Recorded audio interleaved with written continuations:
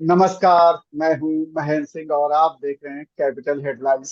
Capital headlines में सभी का स्वागत है। और आज लोग बात करेंगे लोकसभा में जिस तरीके से कार्रवाई चल रही है, उस कार्रवाई में अखिलेश यादव ने आज खूब बोला, जबरदस्त बोला। और ये कहा जाए कि सरकार की ट्रेजरी बेंच की पोलती बंद कर दी तो ये अतिशयोक्ति नहीं होगी। और क्या क्या कुछ बोला, किस धारदार तरीके से बोला, ये सब समझेंगे, इसमें चर्चा करेंगे। और इस चर्चा में भाग लेने के लिए हमारे साथ वरिष्ठ पत्रकार वात्सल राय जी हैं। वात्सल जी, आपका बहुत बहुत स्वागत है। जी नमस्कार महेंद्र भाई, सभी देखने वालों को भी मेरा सादर नमस्कार। और हम सभी जानते हैं कि लोकसभा में चर्चा हो रही है, राज्यसभा में भी चर्चा हो रही है। राष्ट्रपति महोदया का जो अभिभाषण था, उसके धन्यवाद प्रस्ताव पर चर्चा हो रही है। कल भी जोरदार बहस देखने को मिली थी। और कल विपक्ष के नेता LOP leader of opposition Rahul Gandhi बोले थे। आज अखिलेश यादव ने शुरुआत की।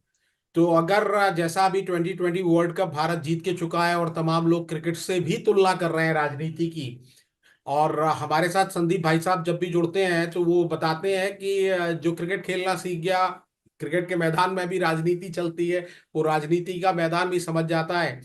तो अगर हम बात करें कि कल जो अगर गेंदबाजी की अखिलेश राहुल गांधी ने, वो किसी तेज गेंदबाज की तरह की वो बाउंसर पे बाउंसर डाल रहे थे। तो कभी रेफरी को पुकारा जा रहा था, कभी एम्पायर को बुलाया जा रहा था। हालांकि जो टीआरपी लिस्ट अगर आप देखेंगे, राहुल गांधी जैसा हमने आकलन किया था कि उनका स्पीच में उन्होंने सारे मुद्दे उठाए थे, लेकिन हमारी नजर में थोड़ा लैक ऑफ प्रिपरेशन था। और इसीलिए बार बार एम्पायर और रेफरी को बुलाया जा रहा था कि कभी वो दाएं भटक रहे थे, कभी नो बॉल की मांग की जा रही थी, कभी कहा जा रहा था कि यार ये तो नियम के माकूल नहीं है, उस तरीके से वो बात नहीं है। लेकिन आज अखिलेश यादव बोले और लगभग आधा घंटा बोले। राहुल गांधी कल 100 मिनट के लगभग बोले थे। और और क्रिकेट की भाषा में कहा जाए तो लाइन लेंथ बिल्कुल दुरुस्त थी। जी बिल्कुल, वो स्पिनर की तरह गुगली डाल रहे थे, वो फिरकी डाल रहे थे, और उस जाल में बल्लेबाज फंस जा रहे थे। और ना एम्पायर को कोई पुकार पा रहा था, बल्कि एम्पायर भी मूक दर्शक बने देख रहे थे। और हर तरफ से खासतौर पर विपक्ष के लोग मुस्कुरा के रह जा रहे थे।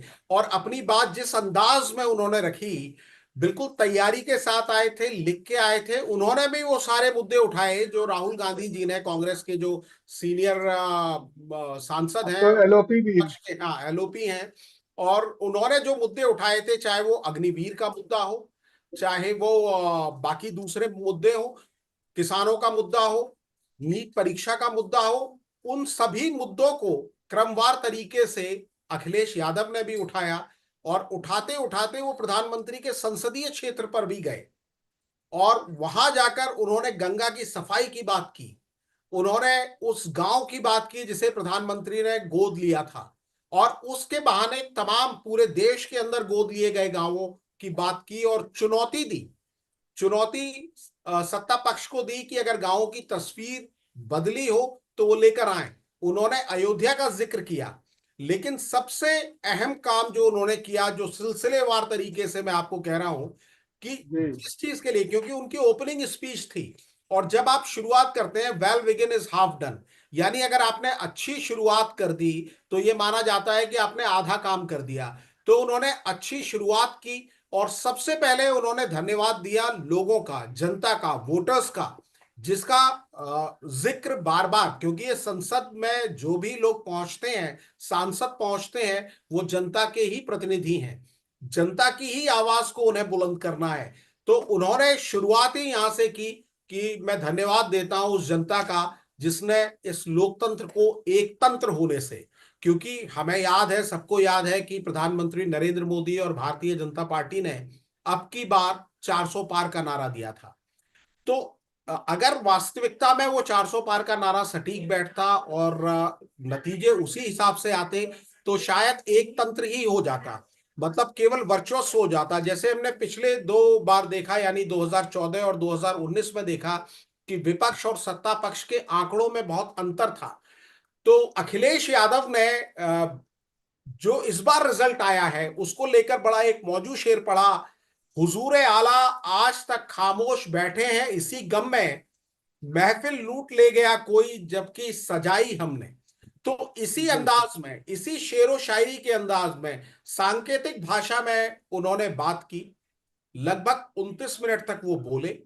और दोनों अगर भाषणों की मैं तुलना करूं, लीडर ऑफ अपोजिशन कांग्रेस के सीनियर नेता पूर्व अध्यक्ष राहुल गांधी, वो 2-3 लाइन बोल के चुकते थे कि हंगामा शुरू हो जाता था, हो हल्ला होने लगता था।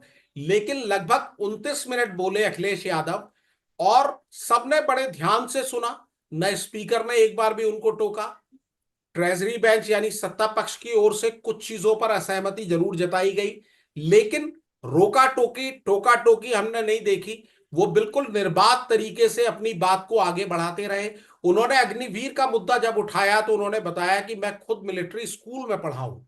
और उन्होंने ये बात भी कही कि आपको भले ही, स्पीकर साहब को एड्रेस करते हुए उन्होंने कहा कि आपको भले ही लोग ना बताते हो, लेकिन दबे जुबान में अधिकारी, बड़े अधिकारी हमें बताते हैं कि सीमा की सुरक्षा जो किसी भी देश के लिए सबसे अहम होती है, उन्हें अग्निवीरों के सहारे नहीं छोड़ा जा सकता।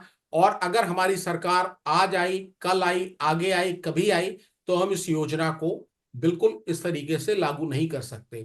तो हर मुद्दे को उन्होंने छुआ।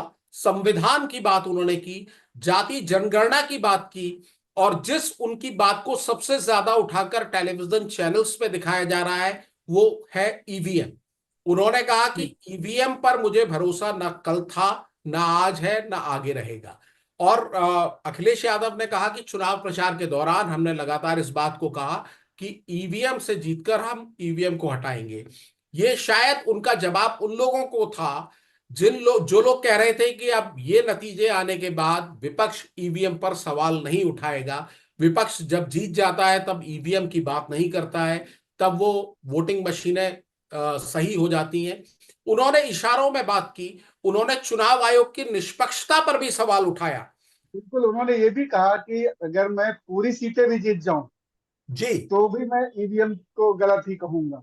जी बिल्कुल बिल्कुल बिल्कुल बिल्कुल, उन्होंने इस बात को कहा। और शायद उन्होंने कहा इसलिए कि लगातार ये सवाल उठता रहा है, मीडिया का एक सेक्शन भी इस बात को उठाता रहा है, और बाकी लोग भी उठाते रहे हैं। और नतीजे आने के बाद, पहले जब एग्जिट पोल आया था, और एग्जिट पोल से असल नतीजे काफी अलग थे, तो एग्जिट पोल वाले दिन तमाम लोगों के ये रिमार्क आए थे कि जब 4 जून को नतीजे आएंगे तो सारा विपक्ष ठीकरा ईवीएम पर फोड़ रहा होगा।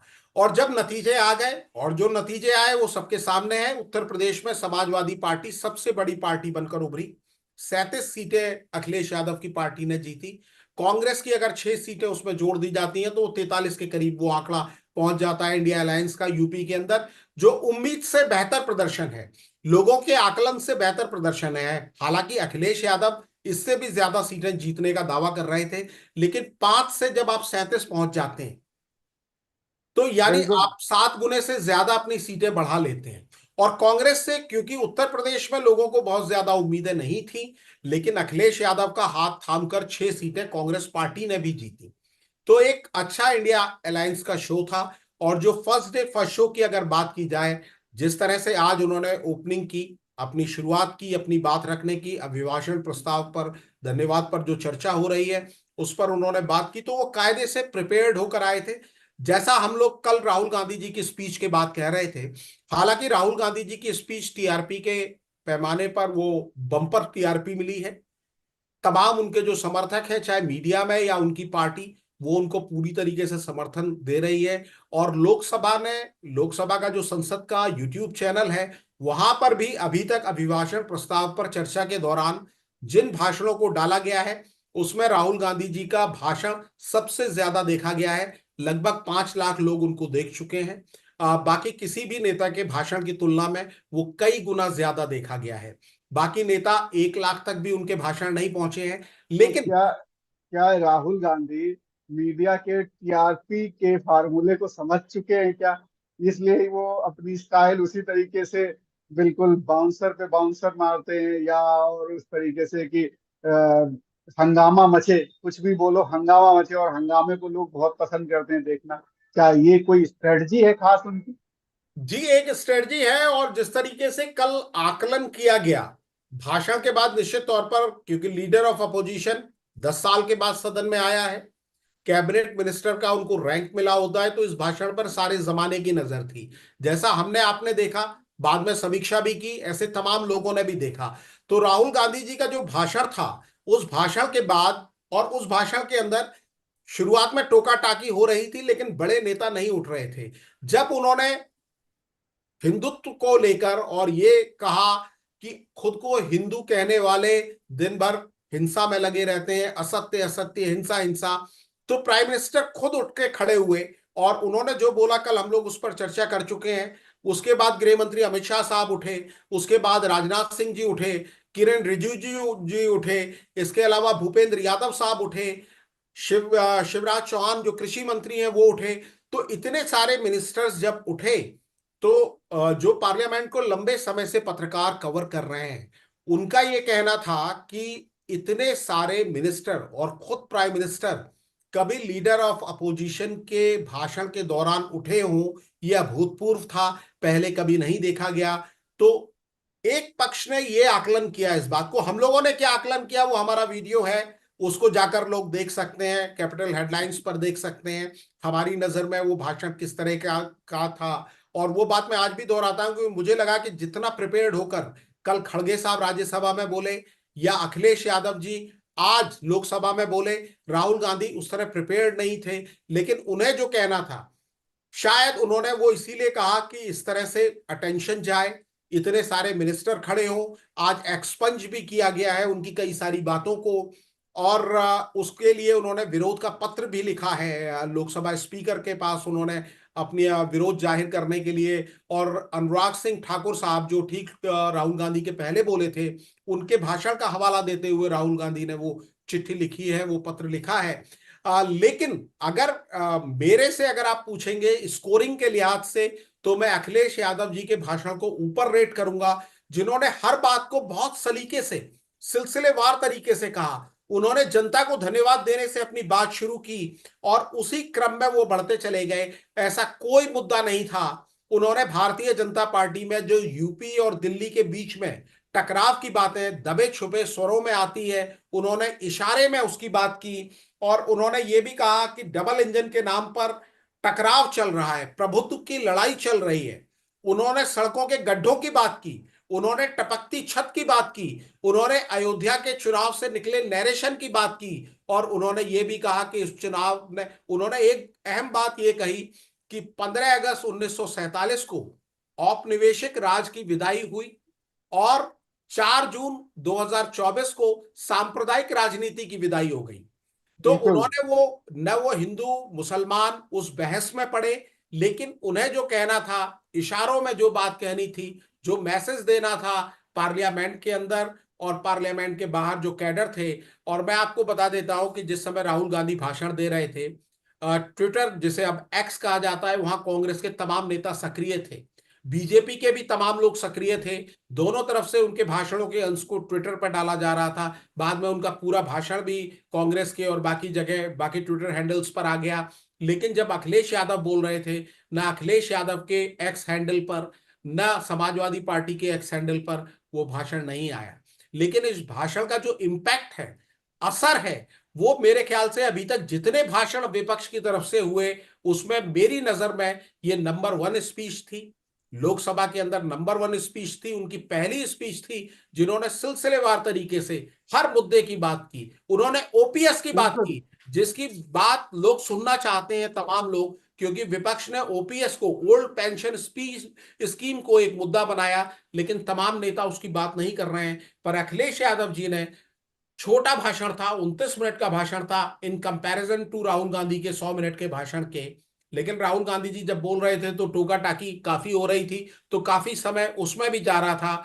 अखिलेश यादव ने ऐसे मौके तो कई दिए, लेकिन शायद उनकी बात काटने का उस समय मौजूद शायद आंसर ना किसी को सूझ रहा हो, या और और उन्होंने काफी काफी चैलेंज करके कहा, जैसे एमएसपी का मैं सुन रहा था, जब एमएसपी की बात कही उन्होंने, तो उन्होंने काउंटर इस तरीके से किया कि भाई जो सरकार उत्तर प्रदेश में एक मंडी नहीं खोल सकी, चैलेंज किया कि 10 साल में अगर कोई मंडी खुली हो, आपने कोई मंडी बनाई हो, तो मुझे बताइए। और आप एमएसपी क्या दोगे? आपकी बात पर कैसे भरोसा किया जाए जब आप एक मंडी, इतने बड़े स्टेट में आप एक मंडी नहीं खोल पाए, नई मंडी नहीं बना पाए, तो आप क्या, आपकी बात को भरोसा किया जाए? और विपक्ष मतलब सत्ता पक्ष की तरफ से इस बात को जवाब के लिए कोई नहीं उठा, कोई एक। अब अगर मंडी खोली हो तो उठे, बात उनकी तथ्यात्मक तौर पे सही रही है। और अखिलेश यादव की एक अदा और है कि वो हर बात को फैक्चुअली चैलेंज करके ही रखते हैं। वो अब एमएसपी पे उन्होंने सरकार को घेरा, जवाब नहीं बना। और उन्होंने एक्सप्रेसवे हाईवे पे बड़ा खुलासा किया। लोग अभी तक शायद ये समझ रहे हो कि केंद्र सरकार की उससे मिलती। अखिलेश यादव का कहना है कि उत्तर प्रदेश में जितने एक्सप्रेसवे बने, वो सब उत्तर प्रदेश के बजट से बने। आपने क्या दिया? बोले कि हमने जो बनाया हमारे समय में, उस पर तो हम फाइटर प्लेन उतारते थे, आपके समय की सड़कें देख लीजिए। तो एक तरीके से केंद्र सरकार को आईना ये भी दिखाया है कि प्राइम मिनिस्टर यूपी से हैं। प्राइम मिनिस्टर यूपी से होने के बावजूद उत्तर प्रदेश में एक्सप्रेसवे की जो रफ्तार है वो प्राइम मिनिस्टर की दी हुई नहीं है, केंद्र सरकार की दी हुई नहीं है, नितिन गडकरी साहब की दी हुई नहीं है। यहाँ के उत्तर प्रदेश के बजट से एक्सप्रेसवे बन रहे हैं। सरकार को उन्होंने तमाम जगहों पर घेरा, और बावजूद इसके सरकार उनके बयान को बिल्कुल भी विरोध करने की स्थिति में बिल्कुल नहीं थी। जी, जी वैसे। अभी अभी जो आंसर आएगा वो प्रधानमंत्री श्री नरेंद्र मोदी जी बोलेंगे आज, और उनकी स्पीच पर भी लोगों की बड़ी नजर है। लेकिन मुझे लगता है कि जो लीडर ऑफ अपोजिशन ने उनको ऐसे मुद्दे दे दिए जो बॉल उनके पाले में डाल दी। वो जी मुझे लगता है कि उनके भाषण में तमाम दूसरी चीजें रहेंगी, लेकिन वो कांग्रेस पर सबसे ज्यादा प्रहार करेंगे। राहुल गांधी ने जो कल बातें की उसका सबसे ज्यादा वो बात करेंगे। और सदन की गरिमा, नैतिकता, इन सब चीजों की बात होगी। क्योंकि आज सुबह आप जानते ही हैं कि एनडीए की बैठक हुई, और उसमें जो सूत्रों के हवाले से बाहर बातें निकल के आई हैं, जिनको तमाम न्यूज चैनल बता रहे हैं, अगर हम उनको सच माने, तो प्रधानमंत्री ने अपने सांसदों को, यानी एनडीए और बीजेपी के सांसदों को बताया कि इस तरह का व्यवहार आपको सदन के अंदर नहीं करना है। तो निश्चित तौर पर एक नैतिकता की घुट्टी से पगा हुआ वो भाषण देखने की मैं उम्मीद कर रहा हूं। लेकिन अखिलेश यादव की लाइन पर ही अगर लगभग राहुल गांधी रहते, अगर वो इशारों में कुछ बातों को कह जाते और सीधे कन्फ्रंटेशन से बचते, तो मुद्दों पर सरकार को अपना विकेट बचाते मुश्किल होती। लेकिन क्योंकि राहुल गांधी की कल स्पीच आई, वो ब्लॉकबस्टर स्पीच रही, टीआरपी के चार्ट्स में नंबर 1 स्पीच रही, तो प्रधानमंत्री के पास भी एक मौका होगा कि वो उस तरह से डिफेंस करें। लेकिन जो सवाल, जो गंभीरता से, जैसा कि आप कह रहे हैं, और भी तमाम दूसरे मुद्दों को उन्होंने उठाया। पेपर लीक को लेकर उन्होंने बड़े जबरदस्त तरीके से बात की। और जिस तरह के आपने एमएसपी की बात की, इसी तरीके से उन्होंने कहा कि आप दुनिया में नंबर 3 इकोनॉमी होने की बात करते हैं, 5 ट्रिलियन इकोनॉमी होने की बात करते हैं, और यूपी के मुख्यमंत्री 1 ट्रिलियन इकोनॉमी बनाने की बात करते हैं। तो आप ये बताइए कि प्रति व्यक्ति आय क्या है? हैप्पीनेस इंडेक्स में भारत का नंबर कौन सा है? हैप्पीनेस की बात तो करना जैसे तमाम सारे लोग भूल ही चुके हैं। मुस्कुराते हुए उन्होंने बात की, और देखने में एक सुकून मिल रहा था कि देखिए, जो बात करने का तरीका होता है, हमेशा आप चिल्ला के अपनी बात को रखें, टकराव के अंदाज में रखें। वो एक जो नई परंपरा बन गई है, इससे लोग बचना चाहते हैं। महेंद्र भाई, जैसा हम लोग कई बार कहते हैं कि चेहरे पे मुस्कुराहट भी दिखनी चाहिए। आप बिल्कुल। आप प्रतिपक्ष हैं, आप दुश्मन नहीं हैं। आप तर्क के आधार पर बात करें। जहां खामियां होंगी सरकार की, विपक्ष का इशारा करना, इसीलिए लोकतंत्र में मजबूत विपक्ष का होना जरूरी बताया जाता है। जैसे स्वस्थ भारत के लोकतंत्र की परंपरा रही है कि सत्ता पक्ष के लोग, विपक्ष के लोग संसद के अंदर जोरदार गर्मा गर्म बहस करते रहे हैं, लेकिन बाहर जब मिलते हैं तो मित्रवत मिलते हैं। हमने वो तस्वीरें भी देखी हैं जहां पर। भास्कर जी, अगर आपने उत्तर प्रदेश विधानसभा की तस्वीरें देखी हो, जब अखिलेश यादव बोलते हैं, वो हंसी हंसी में आ, ऐसी ऐसी बातें कह जाते हैं जो सत्ता पक्ष के लिए बड़ा बुरी हो जाती है, उनका जवाब नहीं देते बनता। तो ये जी भाई। अखिलेश यादव जब भी बोलते हैं उत्तर प्रदेश में, जब विधानसभा में आप कभी सुनिए, तो वो सुनने वाली मतलब होती है, आप हंसते रहेंगे। और मतलब ऐसी ऐसी चीजें विपक्ष सत्ता पक्ष से जो जवाब आते हैं, वो भी हंसी मजाक में आते हैं। मुख्यमंत्री आदित्य योगीनाथ जी भी हाँ खिलखिला के हंस पड़ते हैं कई बातों में। जी और वो बिल्कुल। जवाब वो भी जवाब बड़े अंदाज में हंसी हंसी से ही जवाब देते हैं। वो भी तो एक बड़ा स्वस्थ माहौल फिलहाल अभी जो विधानसभा थी जिसमें ये लोग अखिलेश यादव वगैरह थे, तो बड़ा अच्छा माहौल दिखता था।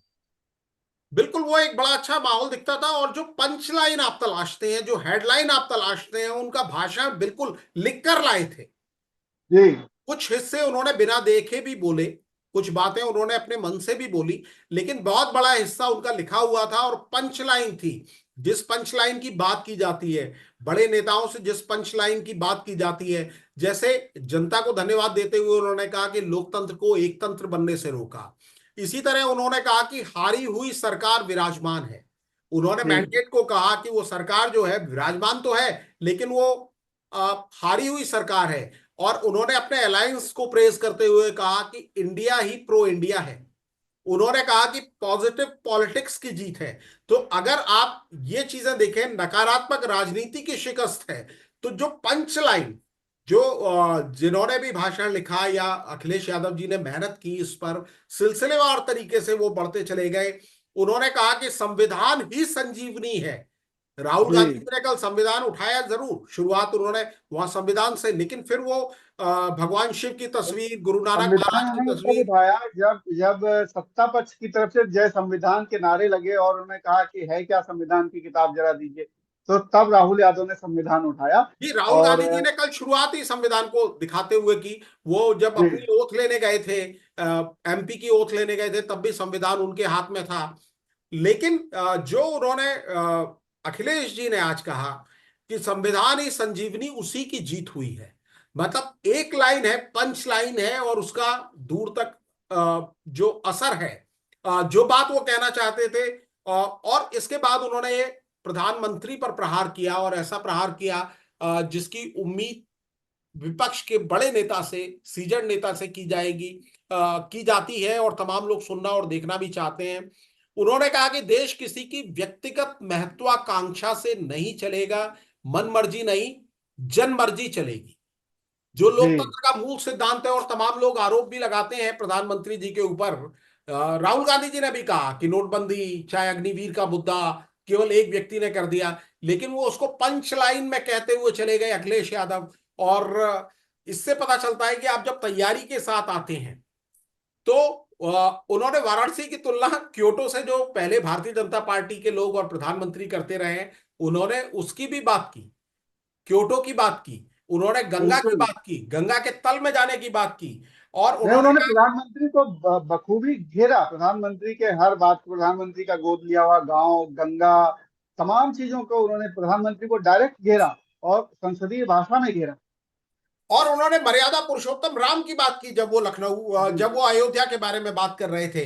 और गंगा पर उन्होंने कहा, गंगा जल हाथ में लेकर सच कहने की कसम खाई जाती है, उस गंगा जल से झूठ ना बोला जाए। हम्म, और निश्चित तौर पर जो भी गंगा किनारे जाते हैं, जो भी वाराणसी में जाते हैं, उन्हें मालूम है कि गंगा साफ नहीं। चाहे दावे जो भी किए जाए, लेकिन गंगा की सफाई एक काशी बड़ा जिसके मुद्दा है। नाम पर, काशी वात्सल्य जी जिसके नाम पर काशी नगरी का नाम है, काशी नदी। मतलब आप इसको देख के दंग रह जाएंगे। वो नाले के तौर पर बिल्कुल बदल चुकी है। और उसका पानी जो गंगा में आता है, काशी नदी का पानी देख के आप मतलब रोने का मन करेगा। बिल्कुल काला पानी और नदी में गिर रहा है। और ये लेकिन अब प्रधानमंत्री का जो वो क्षेत्र है, उसकी रिपोर्टिंग भी बहुत कम होती है।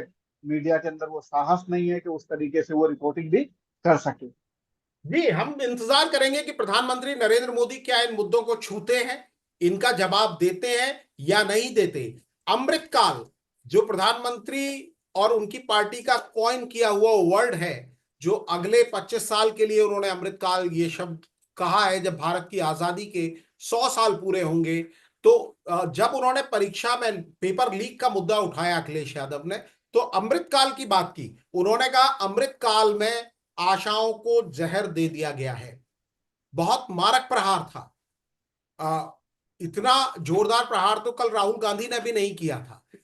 लेकिन वो जो मारक प्रहार था, वो बिल्कुल मर्म पर चोट करने वाला था, छात्रों तक पहुंचने वाली बात थी। और प्रयागराज और दूसरी सीटों पर बीजेपी की हार हुई है उसमें कहीं ना कहीं ये पेपर लीक जैसे मुद्दे जरूर अपना एक जगह उनकी जगह रही है। उस वजह से इंडिया अलायंस को बहुत समर्थन छात्रों की तरफ से, युवाओं की तरफ से मिला है। और उनका ये कहना था कि पेपर लीक की वजह से ही, पेपर लीक इसलिए कराए जाते हैं कि सरकार नौकरियां नहीं देना चाहती। तो ये एक बहुत बड़ा आरोप है।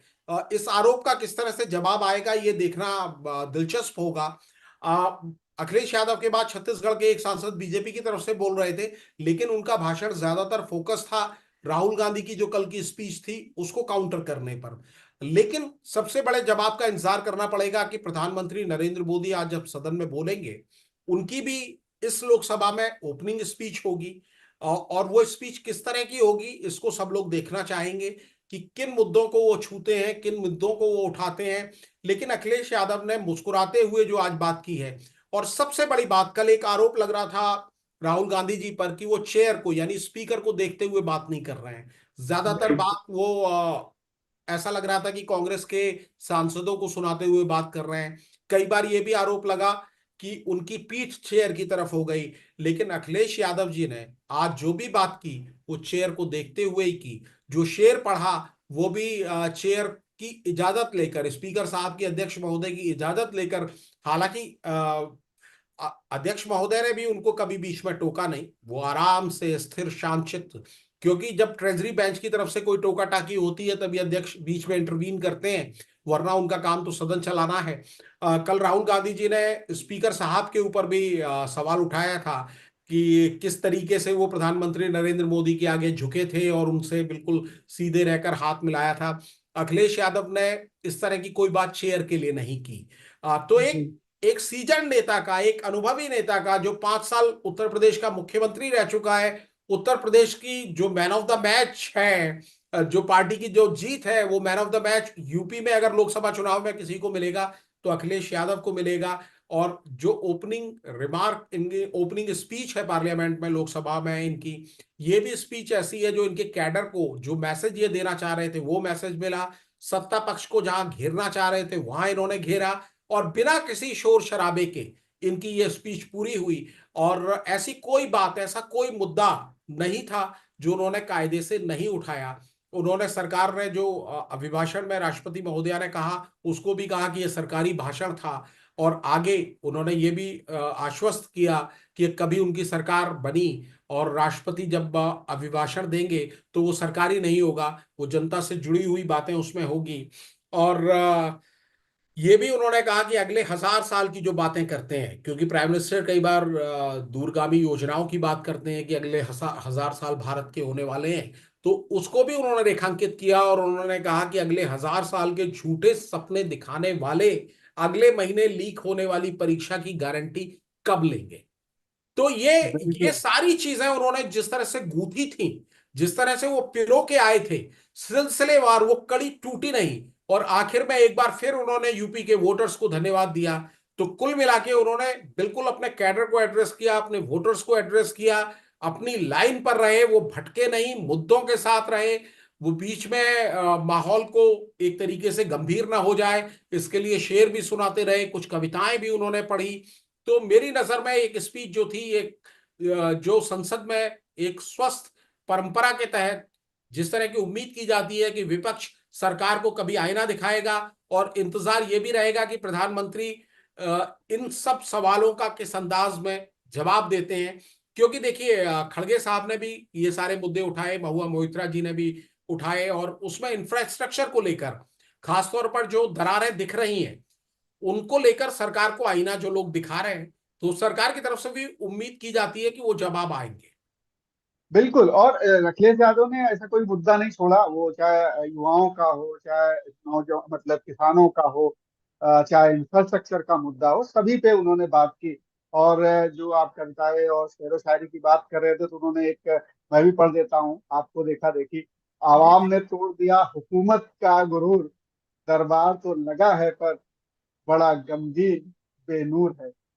तो अखिलेश यादव ने भी जबरदस्त स्पीच दी है। और और जिस तैयारी की कल महेंद्र भाई हम लोग बात कर रहे थे कि विपक्ष के जी। लोग अगर तैयारी के साथ आए, आंकड़ों के साथ आए, जैसे उन्होंने कहा पहली बारिश में टपकती छत, बेईमानी की निशानी, विकास का ढिढोरा पीटने वाले विनाश की जिम्मेदारी कब लेंगे? कब लेंगे? ये बिल्कुल। सामने है। जब आप टपकती छत की बात करते हैं तो सारे टीवी चैनल्स ने दिखाया कि अयोध्या में किस तरह पानी के बाद बिल्कुल। सड़कों का हाल हो गया, क्या स्थिति हो गई। तो उसके लिए आपको आंकड़े पेश नहीं करने हैं। जिन आंकड़ों की बात उन्होंने की कि हैप्पीनेस इंडेक्स, मेरे लिए सबसे बिल्कुल, इंपॉर्टेंट हैप्पीनेस यह है इंडेक्स, कि भारत हंगर अगर खुशहाल हंगर है, इंडेक्स। बिल्कुल। बिल्कुल महेंद्र भाई, मैं ये चाहता हूं कि भारत अगर खुशहाल है, हम वर्ल्ड कप जीत के आए हैं, तो हमारे लोगों के चेहरों पर भी, चाहे वो संसद के अंदर हो, हमारे सांसदों को भी हमें हमेशा त्योरियां चढ़े हुए या एकदम गुस्से में मुट्ठियां भींचते हुए या आंखें तरेरते हुए नहीं देखना चाहते। हम चाहते हैं कि थोड़ा इस तरह का माहौल हो जिससे हम सबसे बड़े लोकतंत्र होने पर गर्व करते हैं, तो वो गर्व हमारे दिल में भी हो, वो नहीं, सहानुभूति बिल्कुल। दिखे, वो बातें दिखे, वो वो माहौल दिखे। कभी कोई अच्छी बात अगर विपक्ष का नेता कहता है तो सत्ता पक्ष की तरफ से ठहाके गूंज जाए। जैसे आप अटल बिहारी वाजपेयी जी का दौर इसीलिए बार बार याद करते हैं। जब किसी ने उनको कहा कि ये गुरु है, तो उन्होंने कहा कि गुरु नहीं, ये तो गुरु घंटाल है। तो इस तरह की जो बातें, एक जो हल्के फुल्के पल होते थे। लालू प्रसाद यादव की कई स्पीच आज भी वायरल हो जाती हैं, जहां सत्ता पक्ष और विपक्ष एक साथ हंसता खिलखिलाता मुस्कुराता नजर आता था। तब हमें भी गर्व से लगे कि ये 543 जो जनप्रतिनिधि, जिन्हें भारत की महान जनता ने चुन के अपने प्रतिनिधि के तौर पर भेजा है, वो एक महान उदाहरण पेश कर रहे हैं पूरी दुनिया के सामने। वो उदाहरण कम से कम वैसे ना हो जहां शोर शराबे में बातें दब जाएं, जहां गंभीर मुद्दों पर चर्चा ना हो और गंभीर विषय न उठाए जाएं। तो ये एक स्वस्थ परंपरा की शुरुआत हो सकती है, इसके आगे मुझे ऐसा लगता है। नहीं नहीं, बिल्कुल होनी चाहिए। और जो बात हो, बात में दम हो, और चेहरे पे आप जरूरी नहीं कि आप बिल्कुल थ्योरियां चढ़ा के ही बात करें। तो अखिलेश यादव का अगर ये कहा जाए कि भाषण बहुत अच्छा रहा, और वो हमेशा इसी स्टाइल में बोलते भी हैं, तो आदरणीय मुलायम सिंह यादव जी भी इसी तरीके से बोला करते थे। तो अच्छा भाषण रहा, कुल मिला के ये कहा जा सकता है। और शेरो शायरी और कविताओं के बीच में उन्होंने गंभीर मुद्दों को भी उठाया। कैपिटल हेडलाइंस की आज की इस चर्चा में फिलहाल इतना ही, और जब प्रधानमंत्री जी बोलेंगे तो हम लोग देखेंगे और फिर एक चर्चा करेंगे कि प्रधानमंत्री जी किस तरीके से इन सारे मुद्दों को एड्रेस करते हैं। आखिर इन सारे मुद्दों को जो उठाए गए वो प्रधानमंत्री के लिए ही उठाए गए कि उनकी सरकार इन पर तवज्जो दे। वो चाहे हंगर का मामला हो, चाहे वो किसानों का मामला हो, चाहे डेवलपमेंट का मामला हो, तमाम, चाहे नीट का मामला हो, वो सारे मुद्दों के जवाब तो प्राइम मिनिस्टर को ही देने हैं। तो अब ये देखना होगा कि क्या मुद्दे वो प्राइम मिनिस्टर साहब उठाते हैं। अखिलेश यादव ने अपने समय का सदुपयोग किया, और जो उत्तर प्रदेश की जनता ने उनको चुन के भेजा जिसलिए, वो काम उन्होंने बखूबी संसद में किया। फिलहाल इस चर्चा में इतना ही। वात्सल जी, आपका बहुत बहुत शुक्रिया। और जी दर्शकों से मैं कहूंगा कि वो कमेंट करके हमें जरूर बताएं कि अखिलेश यादव का ये भाषण अगर उन्होंने सुना हो तो कैसा लगा उन्हें। फिलहाल इतना ही। नमस्कार।